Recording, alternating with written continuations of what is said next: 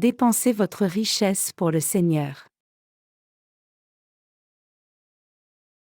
Genèse 14, 1-24.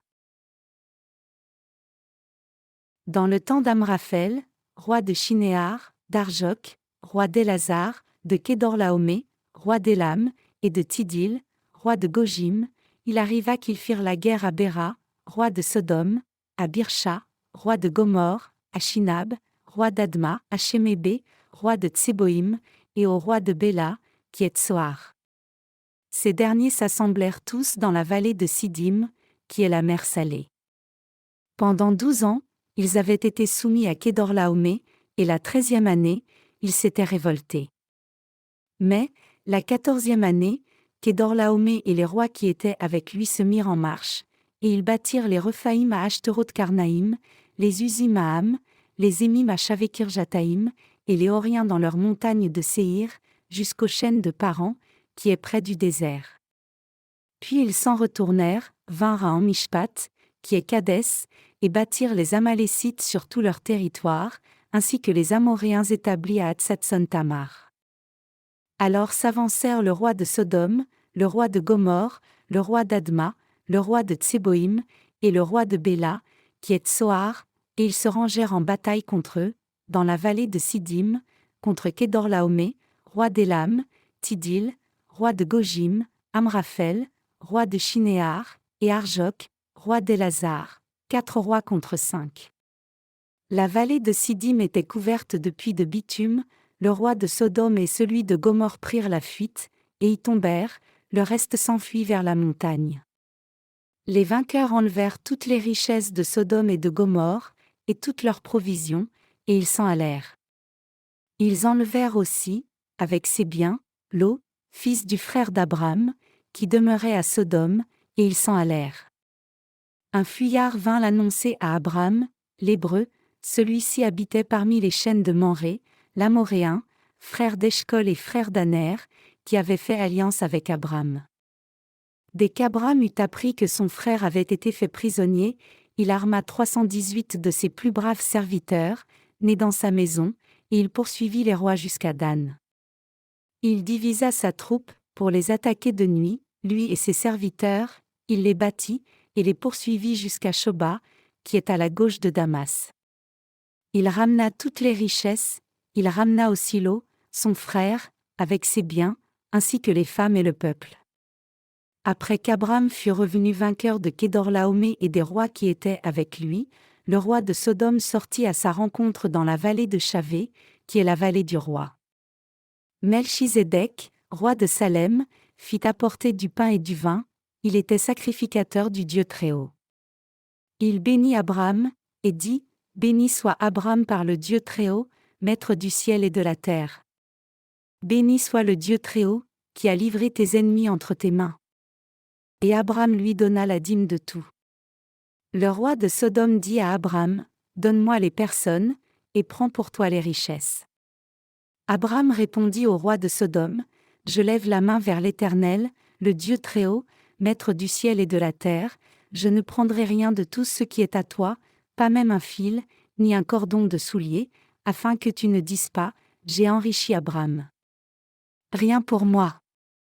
Seulement, ce qu'ont mangé les jeunes gens, et la part des hommes qui ont marché avec moi, Aner, Eshcol et Mamré, eux, ils prendront leur part.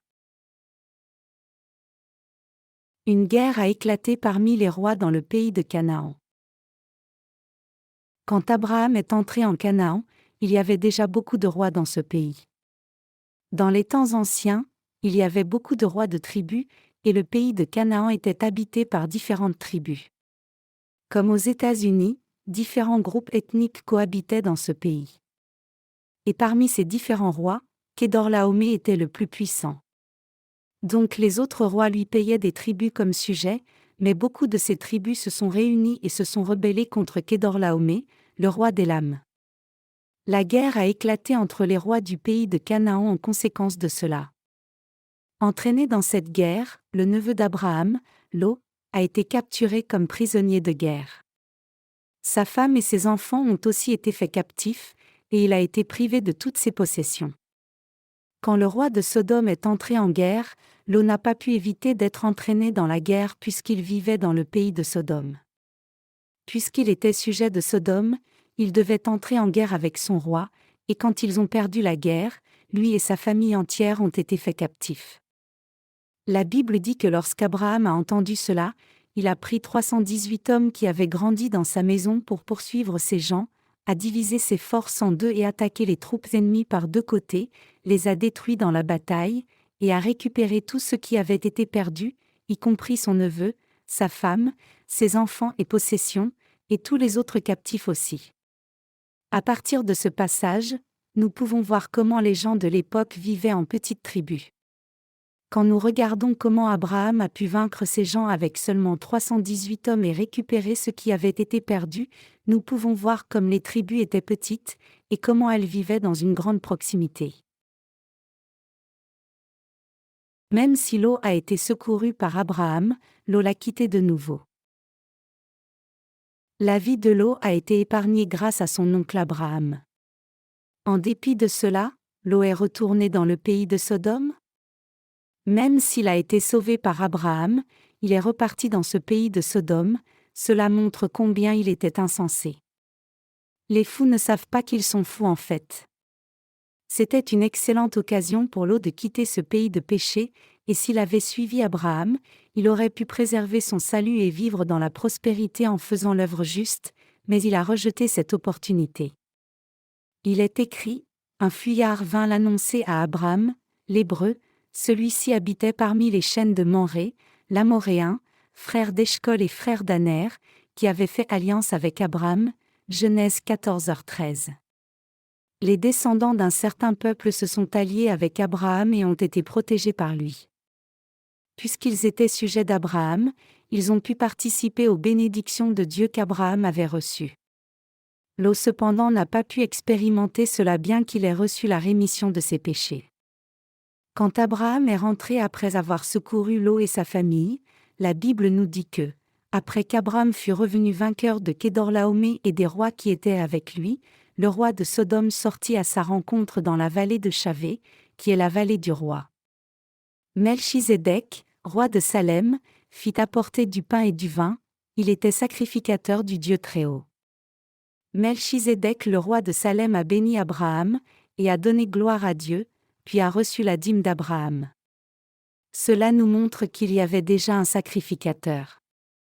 Désignant ce sacrificateur nommé Melchizedek, le livre des Hébreux dit que Melchizedek le roi n'avait pas de généalogie humaine, Hébreux 7h3, donc ce Melchizedek ne désigne nul autre que Jésus-Christ. Il y aura une autre occasion de traiter de ce sujet plus tard. Abraham connaissait la motivation ultérieure du roi de Sodome. Le roi de Sodome dit à Abraham, « Donne-moi les gens, et prends les biens pour toi. » En réfléchissant à cela, nous pouvons voir que le roi de Sodome était un homme très méchant. Il vivait avec Lot. Abraham avait secouru son neveu Lot et tous les Sodomites qui étaient captifs, et il avait aussi récupéré tous leurs biens. Mais le roi de Sodome, après avoir attendu, a dit, « Donne-moi les personnes, et prends les biens pour toi. » Il dit cela parce qu'il aurait pu attaquer Abraham plus tard s'il avait assez de main-d'œuvre. Donc, nous pouvons le décrire non seulement comme un homme méchant mais aussi comme très trompeur. Si le roi de Sodome avait attiré tout le monde à lui et avait attaqué Abraham, il aurait pu devenir le roi le plus puissant de Canaan. C'est parce qu'Abraham avait vaincu Kedorlaomé qui prévalait sur les autres rois. Le roi de Sodome essayait de jouer sur les deux tableaux. En prenant tous les gens avec lui et donnant seulement les biens à Abraham, le roi de Sodome pouvait mobiliser ses forces contre Abraham à tout moment dans l'avenir et le vaincre. Il est écrit ici qu'Abraham a décliné cette offre faite par le roi de Sodome, pour ne pas entendre les gens dire que le roi de Sodome l'avait rendu riche. Il a seulement mis une part de côté pour les 318 hommes qui étaient allés en guerre avec lui. À part cela, il a refusé d'accepter même une courroie de sandales. Il dit au roi de Sodome, « Je ne vivrai pas ici grâce à ta générosité, et je ne vivrai pas non plus comme ton sujet. » Abraham était un homme de grande foi. Cet événement montre quel grand homme de foi était réellement Abraham. Avec autant de butin, la plupart des gens l'auraient accepté avec joie si on le leur offrait. Abraham aurait pu devenir l'homme le plus riche du pays de Canaan. Avec ses rois alliés, Kedorlaomer avait vaincu tous les autres rois et pris leurs richesses, donc Abraham aurait pu avoir tout le butin de la guerre pour devenir extrêmement riche.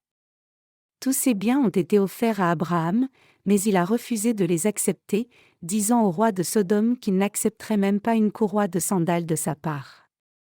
Quand nous regardons la façon dont Abraham ne s'intéressait pas du tout au butin de cette guerre, nous pouvons voir combien il était spirituel. Abraham était un homme de foi et une personne spirituelle. En d'autres termes, il s'intéressait à l'âme plutôt qu'aux possessions matérielles. Il n'était pas un homme attiré par la richesse. La richesse ne dictait pas sa vie, ni ne le rendait heureux. Il considérait ses possessions matérielles seulement comme un don de Dieu, et il n'en faisait pas toute sa vie, ni n'adorait la richesse comme son Dieu. Pour la plupart des gens, il est extrêmement difficile d'être si indifférent à la richesse. C'est presque impossible à moins que quelqu'un ne soit une personne spirituelle. Voir, c'est vouloir. Pour la plupart des gens, une fois qu'ils posent les yeux sur quelque chose, ils deviennent envieux et le prennent pour eux-mêmes. Ils font leur, quoi que ce soit. Et quand leur possession augmente, ils finissent par adorer ces possessions comme des dieux. Abraham, cependant, n'a jamais permis que cela n'arrive. En contraste complet avec ces gens-là, il ne s'intéressait pas à la richesse et n'était pas envieux. Même si Dieu a béni Abraham et lui a donné tant de richesses, et tant de serviteurs, et tant de prospérité matérielle, Abraham n'a jamais cessé d'invoquer le nom de l'Éternel Dieu, ni n'a cessé de le suivre. Nous pouvons voir ici combien Abraham était large d'esprit, donc c'était vraiment un homme de foi, ses yeux étaient seulement fixés sur Dieu, et il suivait fidèlement la parole de Dieu. Le plan du roi de Sodome a été complètement anéanti quand Abraham a décliné son offre. Cependant, le neveu d'Abraham, Lot, est allé vers le roi de Sodome. Il est si insensé. Même si Abraham était si puissant et fort que le roi de Sodome le craignait, et qu'il était si prospère qu'il avait pas moins de 318 serviteurs élevés dans sa maison, Lot est retourné vers le roi de Sodome au lieu de suivre son oncle. Abraham était si puissant qu'il avait des centaines de serviteurs formés et prêts à la guerre. Et quand une guerre éclatait, il séparait ses forces en deux comme il s'y était entraîné et avait facilement la victoire sur les ennemis. Abraham ne suivait pas Mammon. Ainsi, Abraham ne manquait pas de préparation. Nous pouvons confirmer cela dans le fait qu'il avait préparé une force d'élite de 318 hommes. Kedorlaomer était un roi brave qui avait vaincu les armées alliées de pas moins de 4 tribus, et bien que ce soit à cause de Dieu qu'Abraham a eu le dessus sur lui, cette victoire est aussi venue parce qu'il avait préparé des forces bien entraînées. Il est très important que nous saisissions ici qu'Abraham n'a pas suivi Mammon. Ceux qui suivent Mammon ne peuvent pas faire d'œuvre spirituelle.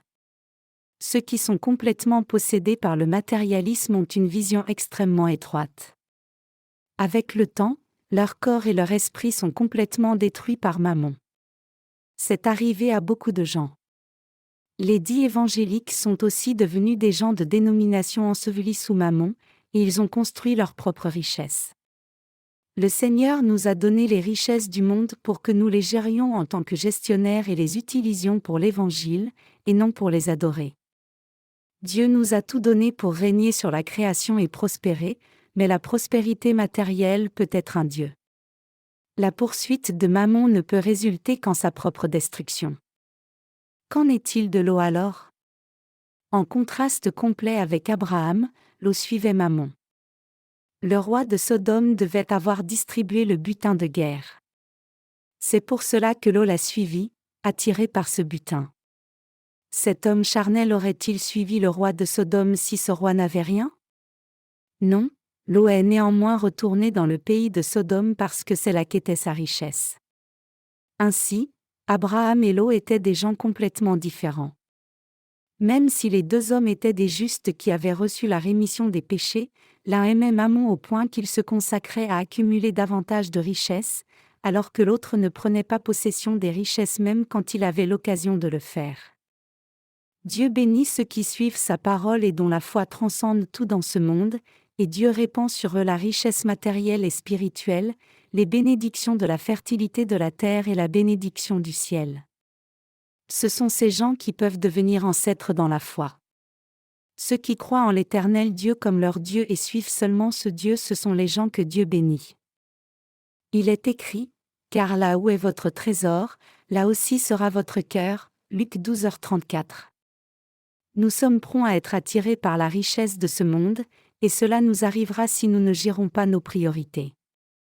Tout le monde a un cœur envieux, et à moins de le contrôler, l'on finit par poursuivre seulement la richesse. Cependant, l'argent est quelque chose que nous devons gérer, ce n'est pas quelque chose qui peut nous protéger ou nous bénir. Cela ne peut pas le faire. Si vous êtes riche, vous devez dépenser vos richesses pour Dieu, vous ne devez pas trembler pour de l'argent ou l'élever sur un piédestal pour l'adorer comme votre Dieu. Si vous suivez Mammon, votre vie de foi sera terminée.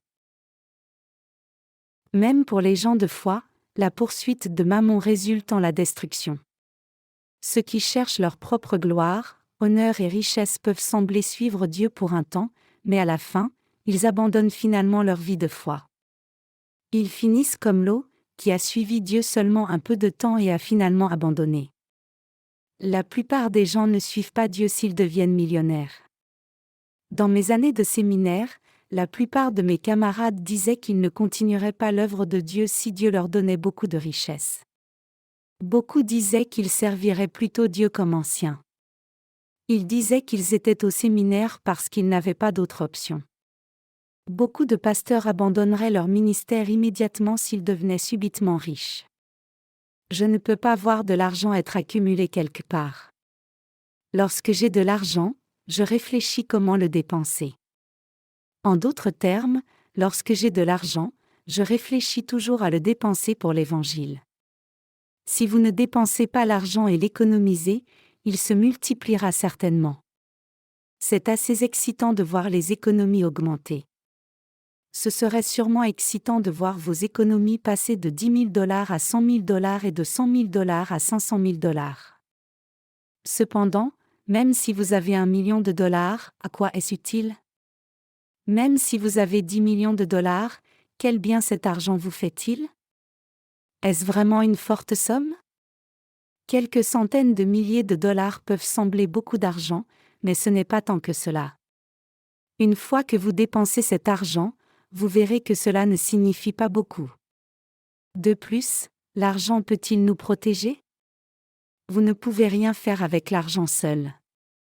Ce qui est important, c'est dans quel service vous dépensez votre argent. L'argent doit avoir un bon propriétaire pour être utile. C'est alors seulement qu'il peut être utilisé pour une bonne cause au lieu de rester seulement dans un endroit sûr. Comme tout le reste, l'argent doit aussi être bien dépensé. La Bible dit que l'amour de l'argent est la racine de tout mal. Si vous cherchez seulement l'argent, vous ne pouvez pas suivre Dieu. C'est dans la nature humaine de chercher et trouver du réconfort dans l'argent. Si l'on vit dans une grande maison, a une bonne voiture, et dirige une entreprise prospère, l'on finit par se complaire. Même parmi ceux qui prétendent travailler pour l'Évangile, il y a des gens qui poursuivent l'argent.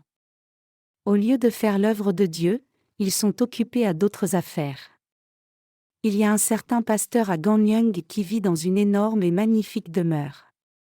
Mais son assemblée s'assemble dans un minuscule bâtiment d'église pour le culte. Et il n'y a que quelques églises dans sa dénomination.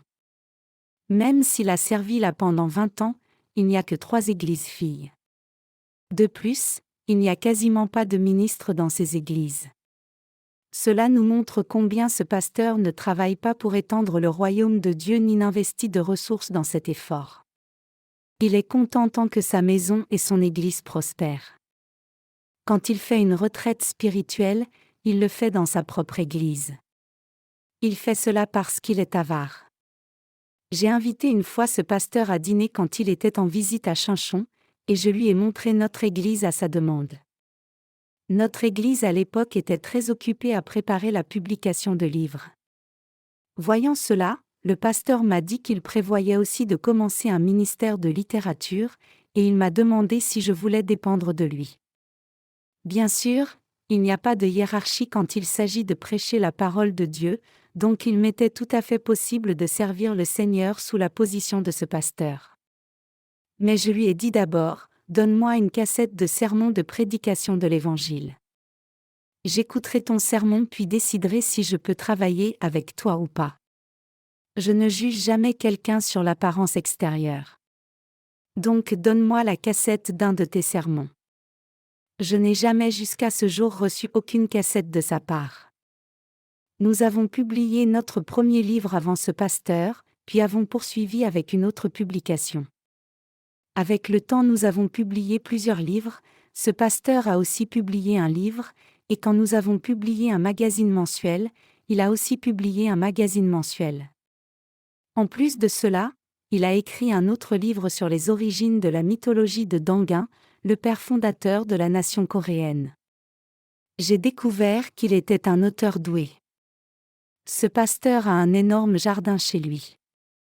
Alors que nous louons notre lieu de culte, il est même propriétaire de son bâtiment d'église.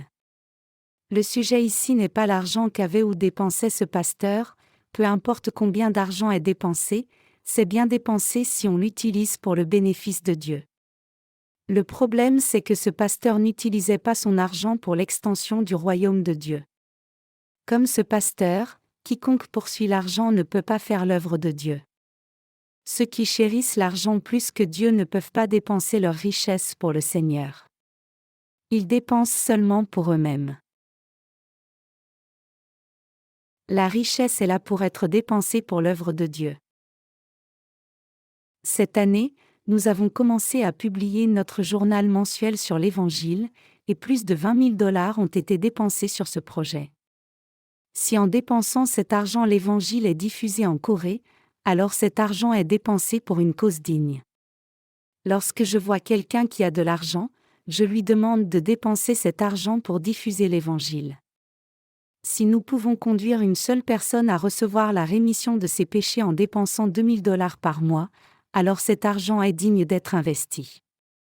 Même si nous devons vendre toutes nos possessions du monde, l'Évangile est toujours digne de notre investissement. Notre richesse est pour Dieu. Ce n'est certainement pas pour notre propre chair que nous l'avons. C'est là pour être dépensé pour Dieu. Nous vivons avec Dieu. Il est écrit, soit donc que vous mangiez, soit que vous buviez, soit que vous fassiez quelque autre chose, faites tout pour la gloire de Dieu. 1 Corinthiens 10h31. Nous mangeons et buvons pour l'œuvre juste de Dieu. Le pasteur dont je viens de vous parler a aussi commencé à publier un journal chrétien. Mais tout ce qu'il essaie de faire c'est se rendre célèbre et riche. Comment je le sais ? Je le sais parce qu'il ne donne pas son journal sur l'Évangile gratuitement. Il fait circuler quelques exemplaires dans sa propre église et met le reste dans les librairies chrétiennes pour qu'elles le vendent pour lui. C'est ainsi que les gens se comportent en avares. Si nous avons 1 million de $, nous devons l'investir pour l'Évangile. Si nous avons 10 millions de $, nous devons l'investir pour l'Évangile. Si nous avons 100 millions de $, nous devons l'investir pour l'Évangile. Quel que soit l'argent que nous avons, chaque cent que Dieu nous donne, nous devons l'investir dans ses œuvres. Y a-t-il un endroit sur terre où stocker nos richesses ? Aussi longtemps que nous avons un toit sur la tête, un endroit où prêcher l'Évangile, et de quoi nous nourrir, le reste doit être investi pour l'Évangile. Les saints doivent investir tout ce qui reste quand ils gagnent leur vie, et nos ministres et ouvriers doivent investir toutes leurs possessions matérielles pour l'Évangile. C'est la bonne disposition à avoir. Dans le passage des Écritures d'aujourd'hui, nous voyons que Lot s'intéressait seulement à amasser sa propre richesse. Au début, il a accumulé des richesses en élevant un troupeau, mais Dieu a tout brûlé par le feu à la fin. À cause de son envie, Lot a été incapable de prêcher l'Évangile. Il n'avait aucune armée non plus. Mais l'armée d'Abraham a augmenté en des milliers. Voyant ces choses, nous pouvons voir quel genre d'homme était Abraham. Il est révélé ici que Dieu a donné des bénédictions à travers Abraham, et il pouvait œuvrer à travers Abraham. Le caractère de quelqu'un est déterminé selon l'utilisation de sa richesse. Celui qui utilise sa richesse sagement est un vrai ouvrier de Dieu, et c'est en regardant comment il dépense sa richesse que nous voyons clairement si cette personne vit pour l'évangile de Dieu ou pas. En regardant comment quelqu'un dépense son argent, nous voyons quel genre de personne c'est. Le prochain voyage en Russie va nous coûter environ 7,000 $. Mais l'on m'a dit qu'il faudra un mois supplémentaire pour finir l'édition russe de notre premier livre. C'est très frustrant de voir combien c'est lent. Cela aurait dû se faire en une semaine, mais cela dure maintenant non pas 7 semaines ou même 7 mois, mais 7 ans. Ce délai montre clairement que certains de nos ouvriers ne sont pas pleinement consacrés à l'œuvre de l'Évangile, ne se souciant pas de l'œuvre de Dieu. Quand on leur demande quelque chose, ces gens prétendent travailler au lieu de faire diligemment la tâche assignée. S'ils étaient vraiment motivés, ils auraient pu finir le travail en une semaine, mais ils ont plutôt traîné pendant 7 ans. Si cela continue, Jésus reviendra juger avant même que ce livre ne sorte. Comme mentionné, cela va nous coûter environ 7 000 $ d'aller en Russie prêcher l'Évangile et partager nos livres sur l'Évangile avec les gens. Mais considérant que tout est supportable parce qu'il y a beaucoup de fruits spirituels à ramasser, beaucoup de gens à Moscou vont recevoir la rémission des péchés grâce à notre travail. Même si une seule personne reçoit la rémission des péchés pour les milliers de dollars dépensés, cela en vaudra la peine. Pas un sang n'est gaspillé. Si nous y réfléchissons vraiment, le coût de notre voyage missionnaire est vraiment faible. Notre dernier voyage au Bangladesh nous a coûté 3,500 $ et notre voyage missionnaire en Chine nous coûte tout juste 1,000 $. Quand nous irons enfin en Russie, je voudrais faire une grande réunion de réveil. Puisque nous avons déjà un interprète qui est prêt, nous pouvons rassembler suffisamment de gens pour notre réunion de réveil par le biais de nos partenaires en Russie, et ce rêve est possible. L'argent est là pour être dépensé pour Dieu et son évangile. Un vieux proverbe dit « étroitement amassé, largement dépensé ». Comme ce proverbe, l'argent est gagné difficilement, mais quand on le dépense, il doit être dépensé pour une cause noble et digne. Le fait qu'Abraham n'ait jamais été avare est quelque chose que nous devrions imiter. Abraham est notre père dans la foi. Cependant, s'il avait été avare et intéressé seulement à accumuler sa propre richesse, il serait resté à un endroit dans le pays de Canaan. Alourdi par ses richesses, il ne serait allé nulle part d'autre même si Dieu le lui disait. Mais Abraham n'a pas fait cela. Il n'a pas même pris une courroie de sandales du roi de Sodome. Il n'a pas fait cela parce qu'il ne voulait pas que la prochaine génération dise que le roi de Sodome l'avait rendu riche. Abraham a refusé l'offre de ce roi de Sodome pour démontrer que c'était Dieu qui le protégeait, le bénissait, et le rendait riche. Les gens de foi rejettent les paroles des gens de ce monde. Abraham a ainsi rejeté les paroles du roi de Sodome. En servant le Seigneur, vous et moi devons toujours réfléchir à dépenser notre argent plutôt qu'à le gagner. Avant tout, nous devons réfléchir comment dépenser notre argent pour une bonne cause. Et nous devons réfléchir à la façon de suivre la parole premièrement. En réalité, nous avons besoin de beaucoup d'argent. Mais je crois que si nous travaillons davantage, Dieu comblera nos besoins plusieurs fois au-delà. J'espère et prie que Dieu nous donne à tous la même foi qu'avait Abraham.